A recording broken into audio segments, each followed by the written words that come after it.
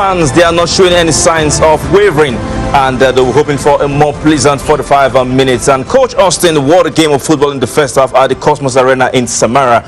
Senegal 0 and Colombia 0. Let's go straight to the biggest talking point in the first 45, the VAR. Overturning the decision initially made by the referee. Exactly. It's been quite a physical game from both sides, though. And when we saw this through from where we were sitting, we jumped into our face to penalty straight for Senegal. But again, the referee was so convinced that that's a penalty. But the Colombians got around him and said, "Listen, you know what? This is not. Please consult VAR."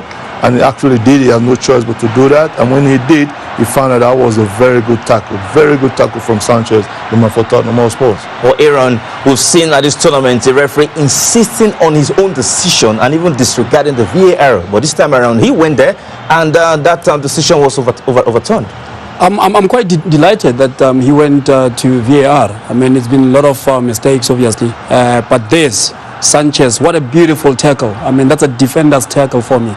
And obviously, Man is too smart. I mean, he knew that there would be a touch, but the first touch here was on the ball, and obviously, I mean, the touch on Man as well, but beautiful tackle, beautiful defending for me. Don, in terms of what you just saw there, the tackle on Sadio Mane was a take. It was difficult, and we'll ask for a different angle after the game, because the referee gave a penalty, and on the referee's angle and the angle in real time, I think all three of us agreed in real time it looked like a penalty.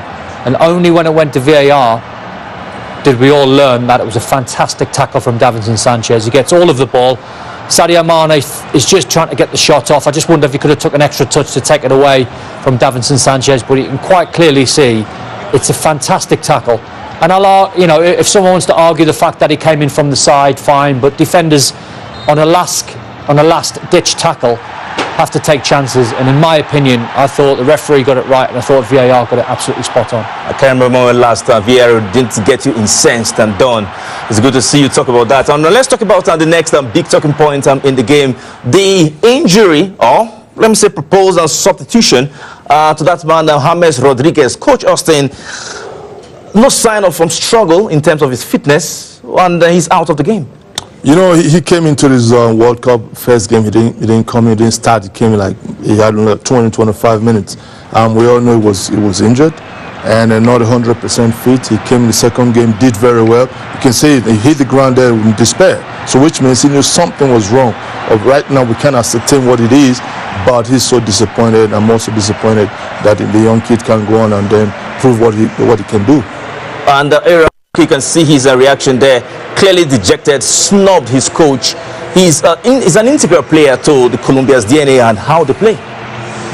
Well, I mean, this player is a fantastic talent, you know, and it's one player that Colombia wouldn't want to lose. And unfortunately, with injury, he had to go out, and Morel comes in. I mean, Morel is not a bad player as well.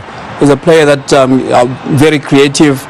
He can defend, he can attack as well. But losing Rodriguez might be a blow. I mean, he's a player who can really, you know, look for those, you know, killer passes, if you like. And losing him, it will be a blow. Don, 4 years ago, James set Brazil on fire with his exploits, and this time around, we saw what he did in the last game when he played against Poland. Now he's out.